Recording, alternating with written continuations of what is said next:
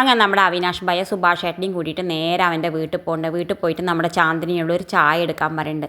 എന്തായാലും ആ സമയത്ത് നമ്മുടെ സുഭാഷ് ഏട്ടൻ അവിനാഷിനോട് പറയുന്നുണ്ട്, എനിക്ക് ഇതൊരു വിഷമമല്ല, ഇനി എൻ്റെ മനസ്സിൽ മുഴുവൻ ചിന്ത ഹരീഷിൻ്റെ കല്യാണം വേഗം എത്രയും പെട്ടെന്ന് നടത്തി കൊടുക്കണം, ഞാൻ അതെന്തായാലും അവനെ പറഞ്ഞ് മനസ്സിലാക്കും എന്നൊക്കെ പറയുന്നുണ്ട്. ആ സമയത്ത് നമ്മുടെ അവിനാഷ് ഭയ്യ പറയുന്നുണ്ട്, എന്തായാലും നിങ്ങൾക്ക് നല്ലൊരു പെൺകുട്ടിയെ കിട്ടും എന്നൊക്കെ പറയുന്നുണ്ട്. ഇനിയൊന്നും കിട്ടില്ലടാ, നിനക്കറിയാലോ ഇപ്പം എത്രമാത്രം പ്രശ്നം ഉണ്ടായി എന്നൊക്കെ അറിയാലോ, എല്ലാ കാര്യവും നിനക്ക് അറിയാലോ, ഇനി എനിക്ക് കല്യാണം വേണ്ട, ഒന്നും വേണ്ട, എത്രയോ ആൾക്കാർ കല്യാണം കഴിയാതിരിക്കില്ലേ, ഞാൻ അതുപോലെ ഇരുന്നോളാം എന്നൊക്കെ പറയുന്നുണ്ട്. ആ സമയത്ത് നമ്മുടെ അവിനാഷ് പെട്ടെന്ന് നമ്മുടെ സുഭാഷിനോട് ചോദിക്കുന്നുണ്ട്, നിങ്ങൾക്ക് എൻ്റെ അനിയത്തിയെ കല്യാണം കഴിച്ചുകൂടെ എന്ന് ചോദിക്കുന്നുണ്ട്. ഇത് കേൾക്കുമ്പോൾ നമ്മുടെ സുഭാഷ് ഏട്ടന് വല്ലാത്ത സന്തോഷം, എന്താ പറയേണ്ടതെന്ന് അറിയില്ല. ആ സമയത്ത് നമ്മുടെ സുഭാഷ് ഏട്ടൻ നമ്മുടെ അവിനാഷിനോട് പറയുന്നുണ്ട്, എന്താ നീ പറയണതെന്ന് പറയുന്നുണ്ട്.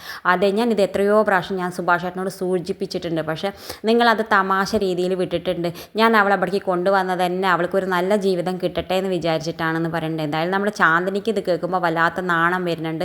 നമ്മുടെ സുഭാഷ് ഏട്ടൻ ചാന്ദിനിയെ നോക്കുന്ന സമയത്ത് നമ്മുടെ ചാന്ദിനി ഉള്ളിൽ പോയിട്ട് ജനൽ കൂടെ ഇങ്ങനെ നോക്കുന്നുണ്ട്. നമ്മുടെ സുഭാഷ് ഏട്ടനാണെങ്കിൽ വല്ലാത്ത സന്തോഷമാവുന്നുണ്ട്. എന്തായാലും സുഭാഷ് ഏട്ടൻ വീട്ടിലേക്ക് മടങ്ങുന്നുണ്ട്. സൈക്കിളിൽ പോണ സമയത്ത് മുഴുവൻ ചിന്ത ഈ ചാന്ദിനിയുടെ മുഖം, അവളുടെ ഓരോ ഭാവങ്ങൾ മാത്രമാണ്. എന്തായാലും സുഭാഷ് ഏട്ടൻ വീട്ടിലേക്ക് എത്തേണ്ട, എല്ലാവരും സുഭാഷ് ഏട്ടനെ വെയിറ്റിംഗ് ആണ്. സുഭാഷ് ഏട്ടനെ കാണാത്തതുകൊണ്ട് എല്ലാവരും വിഷമിച്ച് നിൽക്കുന്നുണ്ട്. സുഭാഷ് ഏട്ടനാണെങ്കിലോ മനസ്സിൽ മുഴുവൻ സന്തോഷം കൊണ്ടും ചിരിച്ചിട്ടും ഇരിക്കുന്നുണ്ട്. ആ സമയത്ത് നമ്മുടെ സുധീഷ് ഇനി വിചാരിക്കുന്നത്, എന്താ സുഭാഷ് ഏട്ടൻ ദുഃഖമായിരിക്കുന്ന സമയത്ത് ഇങ്ങനെ സന്തോഷിച്ച് നടക്കണേ, എനിക്ക് മനസ്സിലാവണില്ല എന്നൊക്കെ വിചാരിക്കേണ്ടത്. എന്തായാലും നമ്മൾ സുഭാഷ് ഏട്ടൻ പറഞ്ഞിട്ട് എല്ലാവർക്കും കഴിക്കുക, ഭക്ഷണം നിങ്ങൾ വാങ്ങിയെന്നല്ല പറയണേ, വരും എല്ലാവർക്കും ഇരുന്ന് കഴിക്കാമെന്ന് പറഞ്ഞിട്ട് എല്ലാവരും ഇരുന്ന് കഴിക്കുന്നത്. നമ്മുടെ സുഭാഷ് ഏട്ടൻ ചാന്ദിനിയെക്കുറിച്ച് ആലോചിച്ചിട്ട് ഇങ്ങനെ ചിരിക്കുന്നുണ്ട്. ആ സമയത്ത് നമ്മുടെ സുധീഷ് ചോദിക്കുന്നുണ്ട്, സുഭാഷ് ഏട്ടൻ ഓക്കെ അല്ലേ ചോദിക്കുന്നുണ്ട്. ആ ഓക്കെ ആണെന്ന് പറഞ്ഞിട്ട് പിന്നെ ഇങ്ങനെ സുഭാഷ് ഏട്ടൻ ചിരിക്കുന്നുണ്ട്. ആ സമയത്ത് നമ്മുടെ നിധി വിചാരിക്കുന്നുണ്ട്, വിഷമം കൊണ്ട് വല്ല വട്ടായോ എന്നൊക്കെ വിചാരിക്കുന്നുണ്ട്. എന്തായാലും നമ്മുടെ ഭാസ്കരൻ പുറത്തിരുന്ന് പാട്ട് കേൾക്കുന്ന സമയത്ത് നമ്മുടെ സുഭാഷ് ഏട്ടൻ പുറത്തേക്ക് പോകുന്നുണ്ട്. അച്ഛൻ ഭക്ഷണം കഴിച്ചില്ലേ ചോദിക്കുന്നുണ്ട്.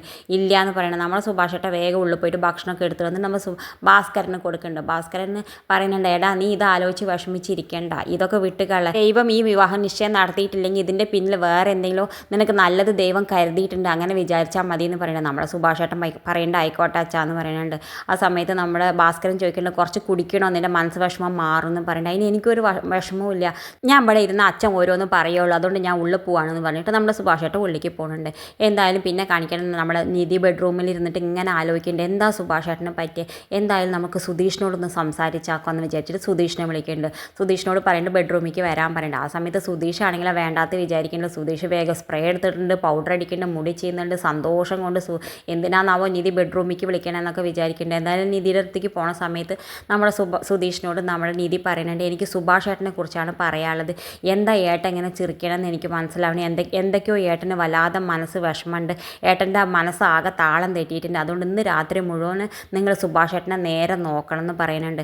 എന്തായാലും നമ്മുടെ സുധീഷ് പറയേണ്ട ആയിക്കോട്ടെ എന്ന് പറഞ്ഞ് പുറത്ത് വരുന്നുണ്ട്. എന്തായാലും നമ്മുടെ സുഭാഷും എല്ലാവരും കൂടി കടന്ന് ഉറങ്ങുന്നുണ്ട്. ആ സമയത്ത് നമ്മുടെ ഹരീഷും നികേഷും സുധീഷും കൂടി പറയുന്നുണ്ട്, ഇന്ന് രാത്രി മുഴുവൻ നമുക്ക് മൂന്നാൾക്ക് ഉറക്കമൊഴിച്ചിട്ട് നമുക്ക് ഏട്ടനെ നോക്കിയേ പറ്റും, ഏട്ടൻ എവിടേക്കെങ്കിലും നീട്ട് പോയാലോ എന്ന് വിചാരിക്കുന്നുണ്ട്. ആ സമയത്ത് നമ്മുടെ സുധീഷ് പറഞ്ഞാൽ എല്ലാവരും 2 മണിക്കൂർ ഉറക്കം കഴിഞ്ഞിട്ട് ഏട്ടനെ നോക്കാമെന്ന് പറയുന്നുണ്ട്. ആദ്യത്തെ ടേൺ നമ്മുടെ ഹരീഷിൻ്റെയാണ്. ഹരീഷ് 2.5 മണിക്കൂർ ഉറക്കം കഴിഞ്ഞിട്ട് നമ്മുടെ സുധീഷിനെ വിളിക്കേണ്ടത്. സുധീഷ് ആണെങ്കിൽ നീക്കില്ല. പിന്നെ നികേഷിനെ വിളിക്കേണ്ടത്, നികേഷും എണീക്കില്ല. എന്തായാലും നമ്മുടെ ഹരീഷിനാണെങ്കിൽ പ്രാന്ത് വന്നിട്ട് നമ്മുടെ ഫ്രണ്ട് ഡോറിൻ്റെ അവിടെ വന്നിട്ട് പുതപ്പൊക്കെ ഇട്ടിട്ട് അവിടെ കടന്നുറങ്ങുന്നുണ്ട്. ഏട്ടൻ പോണ സമയത്ത് ഏട്ടനെ പിടിക്കാമല്ലോ എന്ന് വിചാരിച്ചിട്ട് അവിടെ കിടക്കുന്നുണ്ട്. എന്തായാലും പിറ്റേ ദിവസം രാവിലെ ആവുന്നുണ്ട്. ഹരീഷ് ഇവിടെ കിടക്കണം കണ്ടിട്ട് നമ്മുടെ സുഭാഷ് ഏട്ടൻ ചോദിക്കുന്നുണ്ട്, എന്താടാ നീ ഇവിടെ വന്ന് കിടന്നേ, എനിക്ക് നൈറ്റ് ഡ്യൂട്ടി അല്ല, ഇവരൊക്കെ 2 മണിക്കൂർ കഴിഞ്ഞ് നീക്കാ പറഞ്ഞിട്ട് ഇവരാരും നീട്ടില്ല, ഞാൻ എന്നെ ഫുള്ള് ഉറക്കം ഒഴിക്കേണ്ടി വന്നു, അപ്പോൾ എനിക്ക് പ്രാന്ത് വന്നിട്ട് നമ്മൾ ഉമ്മർത്ത് വന്നിട്ട് ഒന്ന് വിരിച്ച് കിടന്നതാ ഏട്ടാന്ന് പറയണ്ട. അതിന് എന്താടാ ഇപ്പോൾ അവിടെ പ്രശ്നം ഉണ്ടായത്, നിങ്ങൾ എവിടേക്കെങ്കിലും നീട്ട് പോയോ പേടിച്ചിട്ടാണെന്ന് പറയണ്ട. ഇനി ഞാൻ എവിടേക്കും പോയില്ലാടാ, നിങ്ങൾ ഇങ്ങനെ എന്തിനാ പേടിക്കണേ എന്നൊക്കെ വിചാരിച്ചിട്ട് ഉള്ളിൽ പോകുന്നുണ്ട്.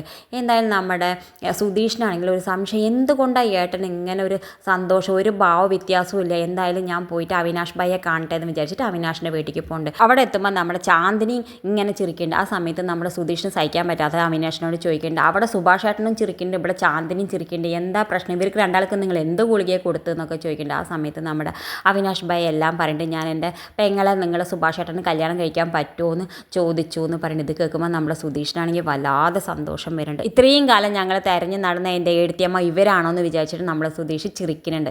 ഇത് കാണിച്ചും കൊണ്ടാണ് ഇന്നത്തെ പ്രൊമോ അവസാനിക്കേണ്ടത്. ഇതുപോലുള്ള പ്രൊമോ വിശേഷങ്ങൾ നിങ്ങളുടെ മുന്നിൽ എളുപ്പത്തിലെത്താൻ ഈ ചാനൽ ഒന്ന് സബ്സ്ക്രൈബ് ചെയ്യാൻ മറക്കരുത്.